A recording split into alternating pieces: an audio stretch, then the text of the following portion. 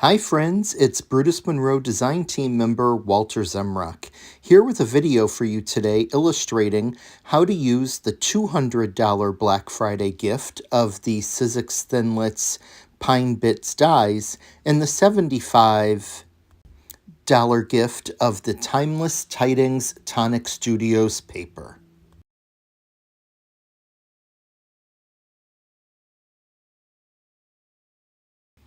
For this card, I'll be using the Brutus Monroe Season's Greetings stamp set. I'm only going to be using one of the sentiments from it, as I really want to focus on some ideas on how to use the other items in this video. In addition to the Season's Greetings stamp set, I'm also going to be using a Brutus Monroe pre-scored A2 sized white card base. And I'll also be using the Sizzix Thinlits with Tim Holtz 13 embossing die Pine Patterns die set. It's a lot of fun to use. And I'll also be using some sheets of paper from the Timeless Tidings cardstock collection from Tonic Studios. Particularly, I'm going to be using this sheet that has the beautiful cardinal on it, as well as the sheet that has the wood panel background.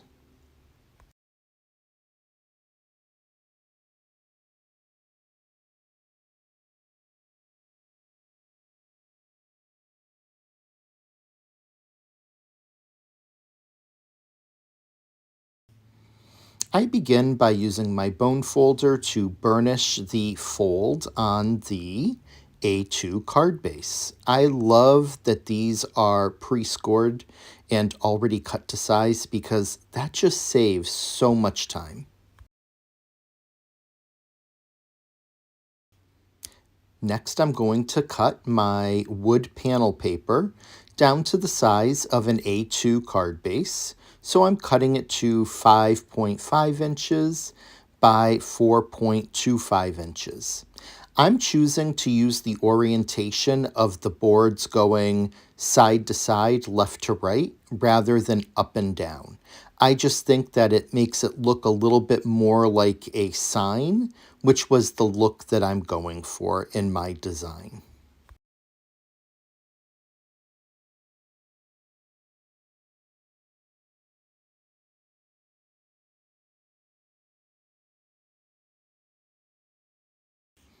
I put some double-sided adhesive tape on the back of it. I am what you may call an over-adheser. I admit it.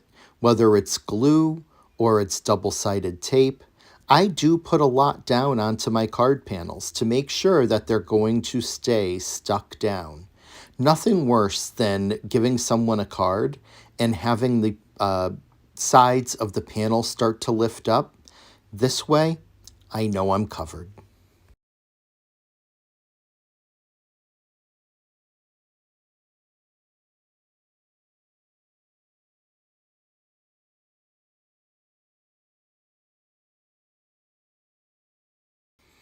I always be sure to tuck any excess tape under the panel just so that it's not sticking out from the sides, because that can cause it to be sticky and perhaps even have it stick to the inside of the envelope or have it stick to something else.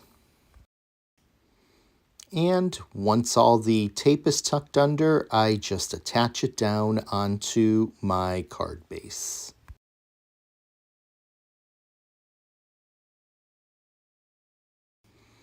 Next up, I cut the cardinal paper down so that I just have enough space around the cardinal to be able to start doing my fussy cutting. I put the other piece aside because I'll be able to use it in another design.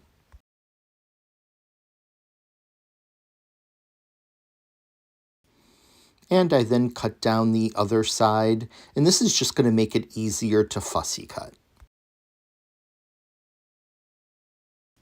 And then I begin fussy cutting. I choose not to fussy cut out the entire branch that the bird is sitting on because I think it might take up too much space. So instead, I fussy cut right up and include the branch to the second bird leg and claw, and then die cut around the bird.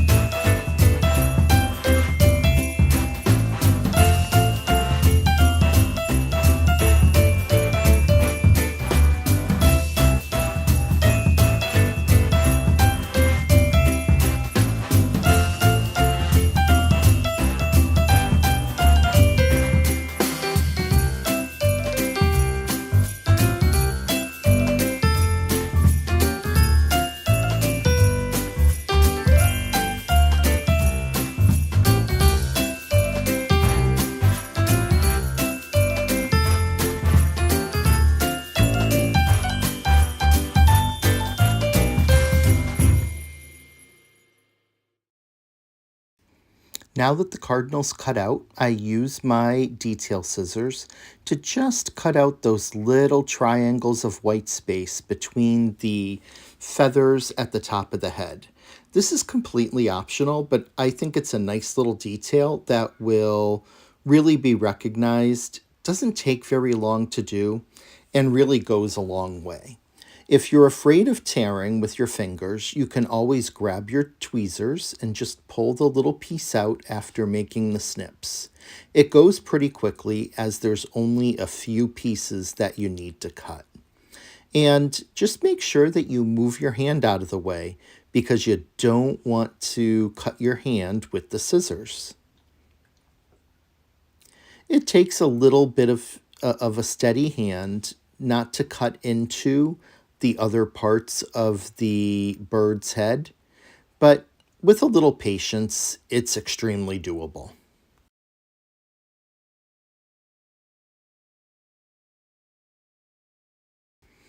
If you don't want to do this type of fussy cutting, you can always take a light gray or a light tan marker and color in that space between the feathers, and that would mask the white as well. My preference will always be to fussy cut, but if you're worried about any slippage of the scissors, or if you just don't like fussy cutting, by all means, use a little marker and disguise it that way.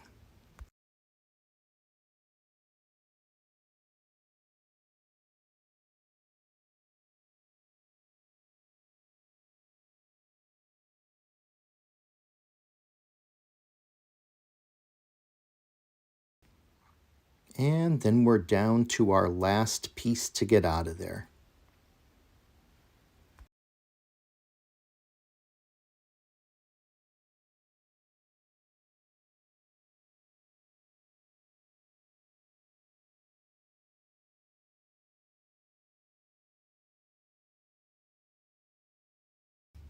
I then grab my X-Acto knife and a piece of chipboard to cut on, and I gently go around the area between the cardinal's legs and the branch to go ahead and cut out those white spaces.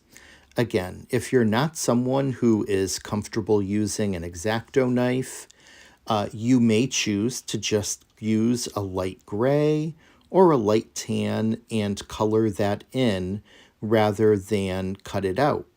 I do have to say, it's pretty easy to do. And if you're someone like me who used to love the old game Operation growing up, and you were good at picking up those pieces without touching the metal and setting the buzzer off, then I suspect you'll probably enjoy using the X-Acto knife and cutting out these spaces as much as I did.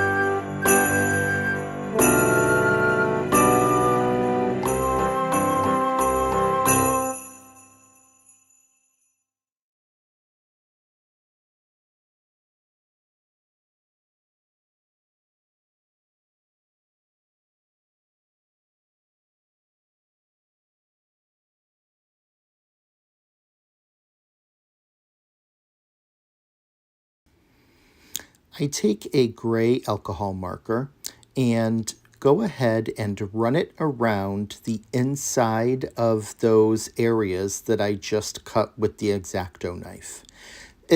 Cutting it left the white edges behind, and I just like to blend those in, and a gray alcohol marker is a perfect way to do that. It's these little details that really go a long way in your designs and really make them stand out and look even better. That's just my opinion.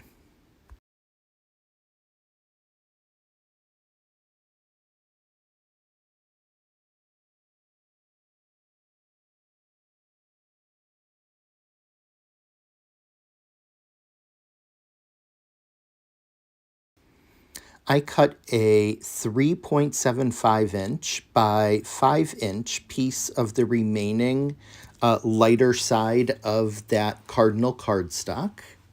And I went ahead and am going to use that for the next step, which is going to be embossing the pine bits onto the card panel.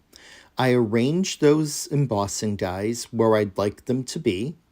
Now remember, keep in mind, this is not going to cut these pieces out. It is simply going to emboss and leave the mark of those dies behind. So I put some low tack tape over my dies to keep them in place, run them through my die cut machine a couple of times, and that side of the panel is embossed.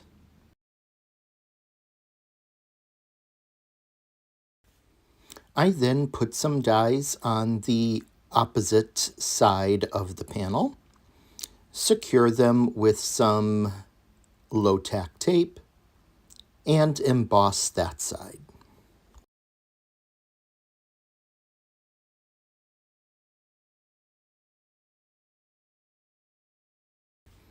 With the embossing done, I begin to color the embossed images. I start on the right side with a green alcohol marker to go in and add in the branches and the needles and just fill it in. After that, I move on to the pine cones and color them with a brown alcohol marker. And then I go ahead and repeat on the other side. You'll notice that I take a white gel pen and kind of run it around some of the areas inside the pine cone and then use my finger to smudge it. That's just a nice way to add a little bit of that indication of the white that appears on the end of each little area of the pine cone.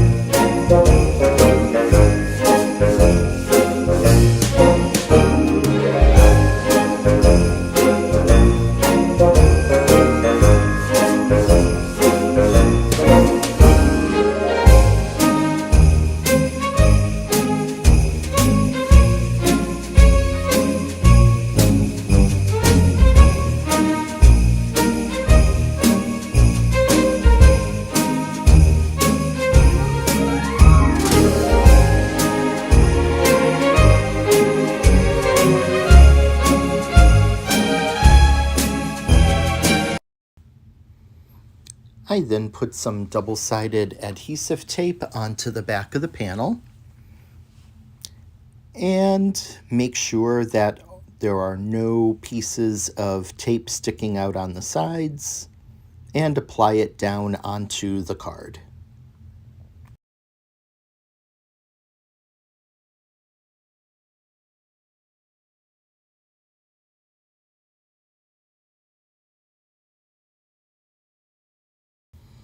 Add some double-sided foam tape to the back of the fussy cut cardinal.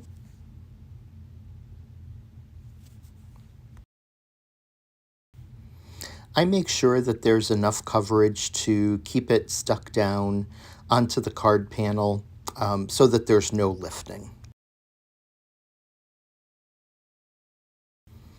And of course, don't forget that you have to peel off the backing of the foam tape. Not always the funnest of things to do, but it happens.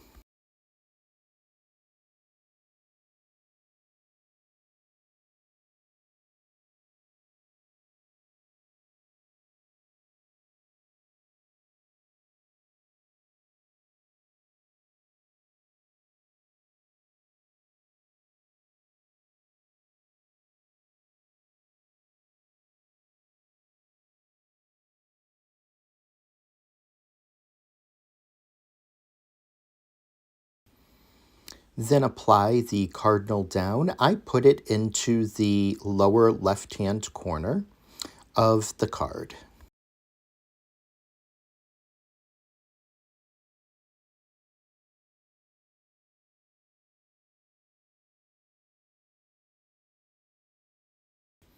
I select my sentiment and go ahead and stamp it onto the card.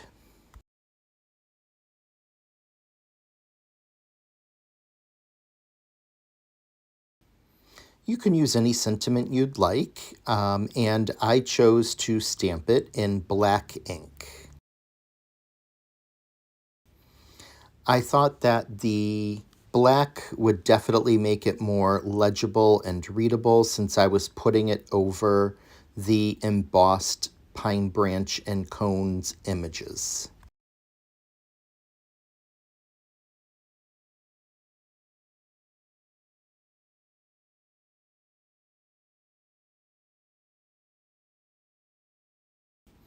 And our first card is complete.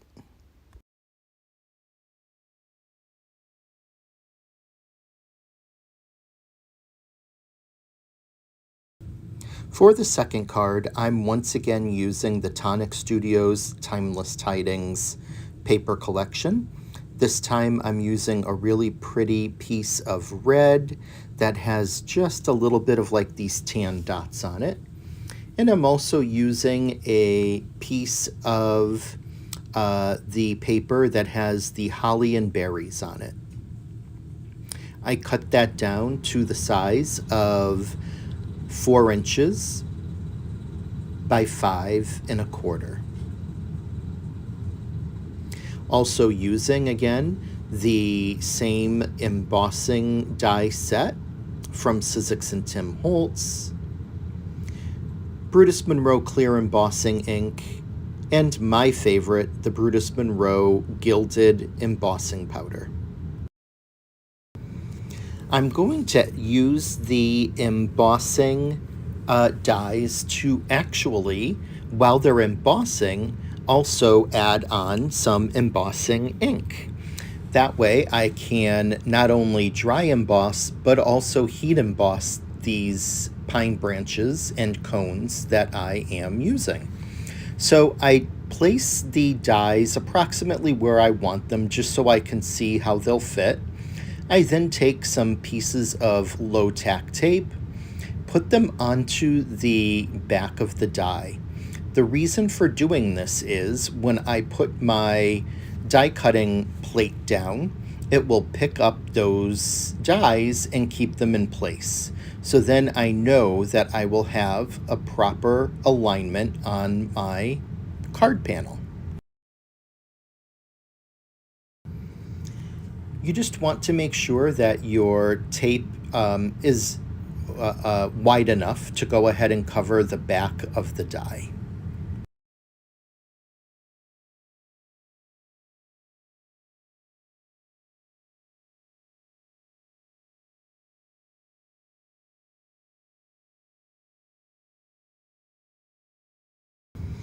It's a little time consuming, but it really does ensure a really nice finishing. Once the dies are attached to my die cutting plate, I take the clear embossing ink and do a really good inking of each of the dies. Don't worry, the clear ink will not harm your dies. You can wipe it off easily enough when you're done, but you do want to make sure that you have a good amount of ink on there so that you don't have to run it through a second time. Line up your dies with the card panel. You want to make sure that it's really lined up well so that the dies don't shift and you don't get embossing ink where you don't want it. Once you're happy with where it's placed, run it through.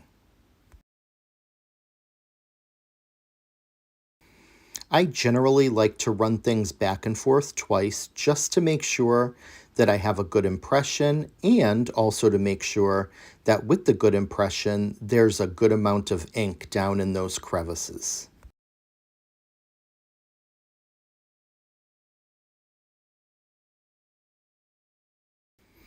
I then dusted the panel with the gilded embossing powder, and as you can see, it filled right in and stuck to those embossed images. It's a really cool effect.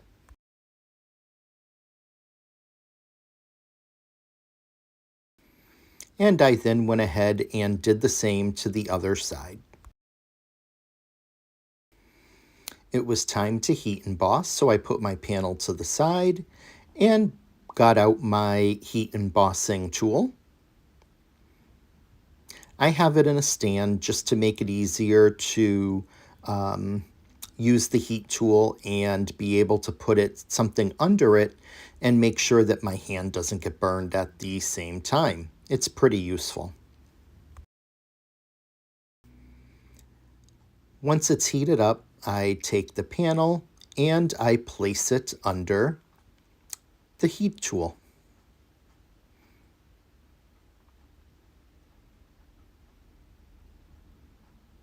And you'll be able to see when it turns into that nicely melted, embossed image.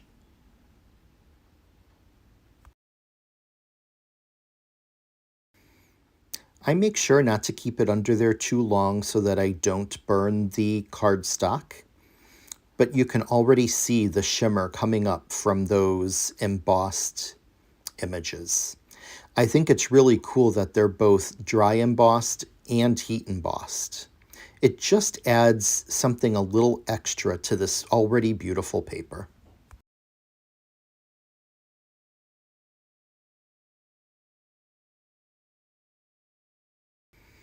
I then grabbed a brown alcohol marker and colored in the pine cones, just so that at least the pine cones would have some color. You could certainly leave them uncolored, but I think having the color there adds a nice little touch to it.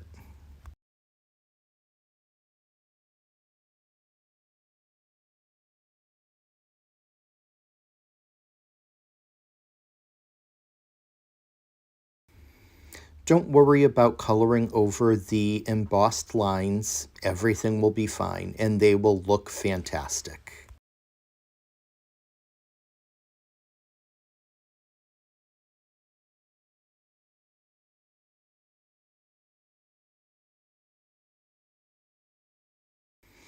I then went over some of the area of the pine cone with a lighter brown just to add a slight amount of lightness to the centers of the pine cones.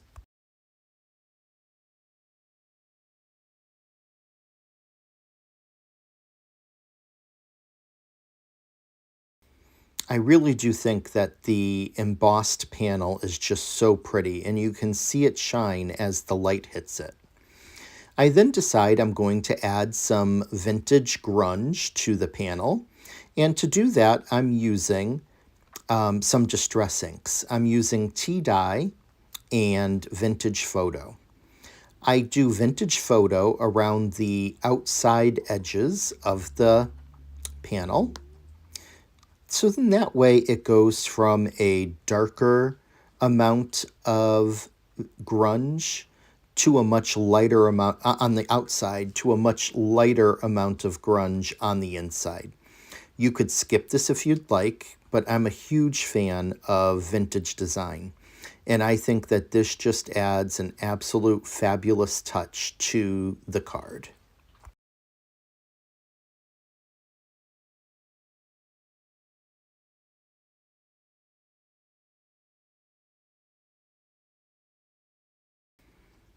Once done with the vintage photo, I go into the tea dye ink and just lightly add some grunge around the panel, but really focusing on the inside part.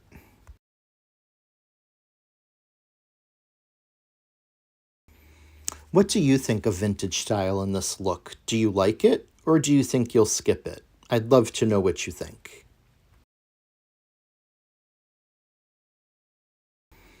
I then take a scrap strip of that red cardstock and stamp my sentiment with clear embossing ink.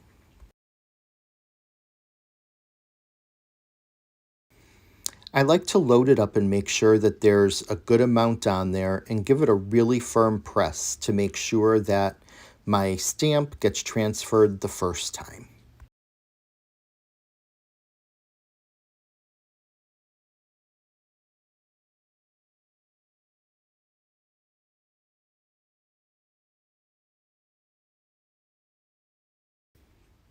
I then dust that stamped sentiment with the gilded embossing powder, and then go ahead and heat emboss it using my heat tool.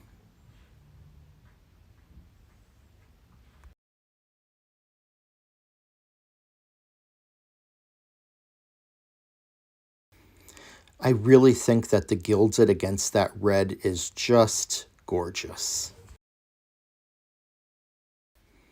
I cut down the size of my sentiment strip, and then I take a gold metallic marker and run it along the edges of the sentiment strip just to add a nice little amount of extra detail that will also help with blending in the overall gold feeling of the card.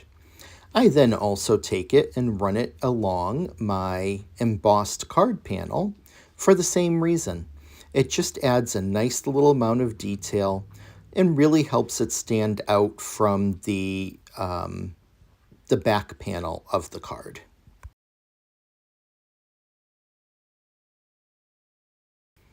I put double-sided tape onto the back of my panel and adhere it down to my card base.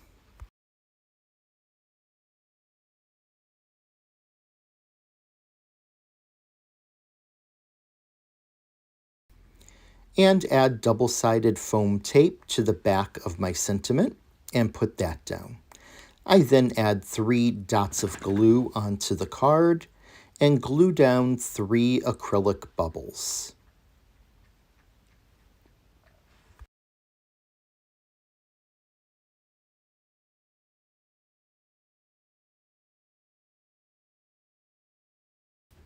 I hold them down for just a short time to make sure that they stick in the right place.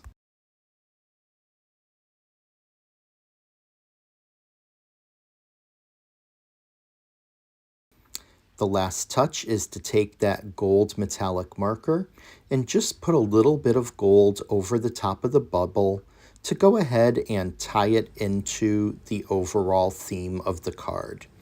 Don't worry, the marker will dry and it will not rub off. And with that, the second card is complete. So each style is a little different, but using all of the same products.